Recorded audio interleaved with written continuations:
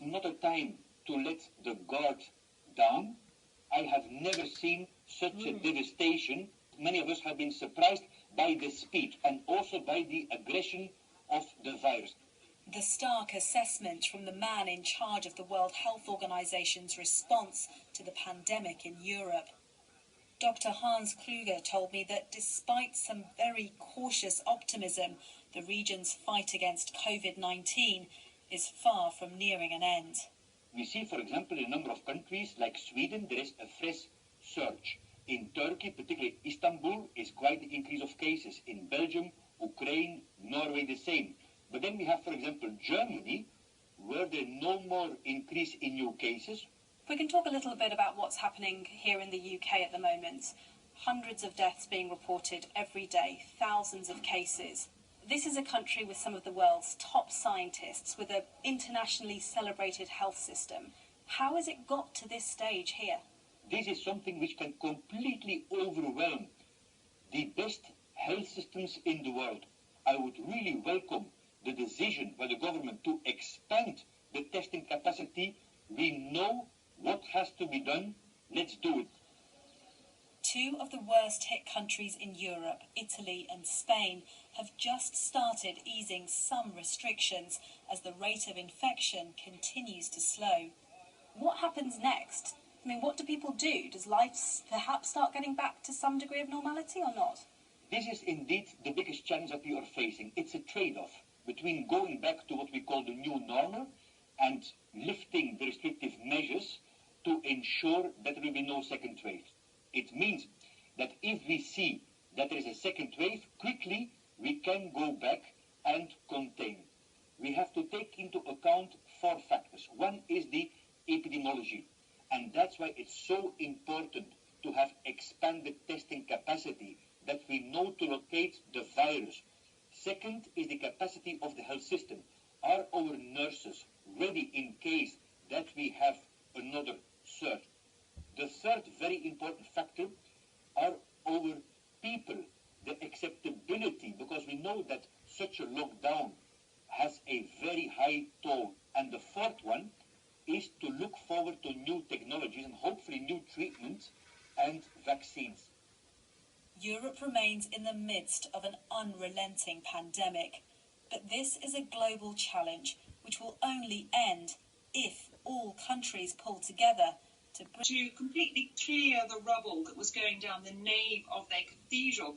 They've been doing a lot of testing of the stones to see how badly fire damaged and water damaged those stones were, because the firemen of Paris pumped an awful lot of water onto the flames to try and put it out. But there is still a gaping hole in the roof of Notre Dame. So rebuilding it, clearly still a huge challenge, and another setback here with this delay from coronavirus. Responding to this crisis, the French government says around 4 million families with children under 18 will receive a one-off payment from the state, while individuals on state benefits will also be given a payment of around €150.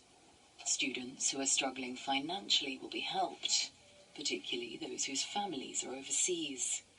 And there are more plans to help small and medium businesses. 900,000 have already applied for state funding. The pot of money available to help them has been increased from €1 billion to €6 billion. Each small business could receive up to €1,500, while the criteria for loans guaranteed by the state has been loosened, and some businesses in receivership could now also be eligible.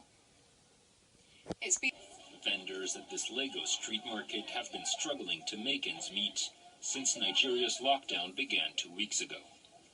With few clients, little income and no savings to rely on, many are finding it difficult to feed themselves.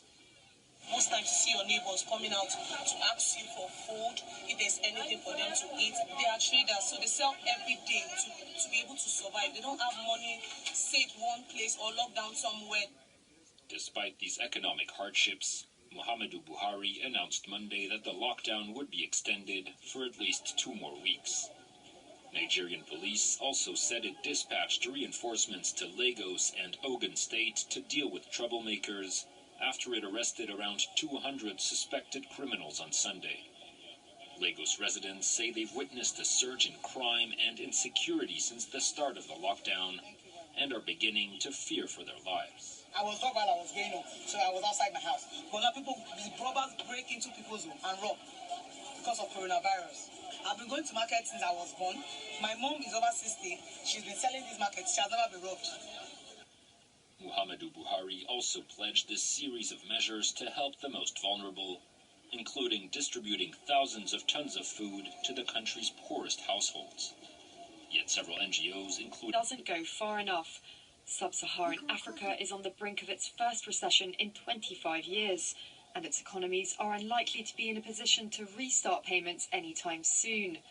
But any debt write-off would require Beijing to take a leading role. That's because China is now top of Africa's creditor list, having lent it 40% of its $365 billion debt. The rest is owed to the Paris Club, the IMF, the World Bank and private creditors. China's foreign ministry said in a statement to Reuters that it was willing to study the possibility of debt relief programs jointly with the international nation for the world's poorest nations have been growing amid coronavirus. Pope Francis made an appeal over Easter, as did French President Emmanuel Macron in a televised address on Monday. The predicted collapse in global commodities trade following COVID-19 threatens to hit African countries particularly hard. Now, finance ministers from G7 countries have agreed to throw them a lifeline with a moratorium on payments if G20 governments also agree. In an interview with France 24's sister radio station RFI, Macron said it was a good start. Mais le moratoire, ça veut dire quoi? Ça veut dire on ne rembourse plus les intérêts. Vous nous laissez de l'oxygène. C'est une première mondiale. C'est une étape indispensable et je pense que c'est une formidable avancée. Membership fees paid by the 194 countries that are members of the WHO, and that amount is decided based on the population and wealth of the country involved. But assessed contributions only account for less than a fifth of the WHO's funding. More than 3/4 of its funding comes from voluntary contributions. That's from governments, from charitable foundations, from companies in some cases that are directed towards global healthcare efforts and public health efforts that are run by the organization. The US is the biggest contributor in the last 2-year budget cycle for the WHO. It accounted for around 15% of its funding, $893 million it contributed over those 2 years. Again, the majority of that money being in a voluntary contribution, its assessed contribution, its membership fee is only around $240 million. The number 2 contributor to the WHO was the Bill and Melinda Gates Foundation, which funded around 9% of its operations over those 2 years, around $530 million. And following that, you have the UK at around 8%, the Gavi Vaccines Alliance at just under 7%, and Germany at just over 5%. China, by contrast, only contributed around 1.5% of the WHO's funding over the last 2 years, a sum of $86 million. Now, the US had already planned to reduce its assessed contribution in the current year. It was going to cut that in half to about $58 million. But what President Trump is announcing now is a much larger cut to voluntary contributions, which is a much bigger revenue hit to the WHO.